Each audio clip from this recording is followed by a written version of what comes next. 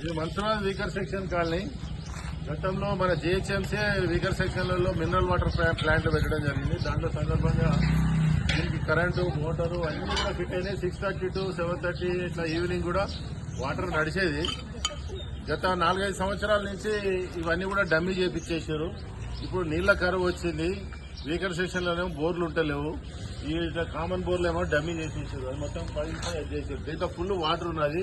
Mineral water plant ఉంది. దాదాపు 5 లక్షలు పెట్టి అప్పట్లో 2013లో చేయించడం జరిగింది.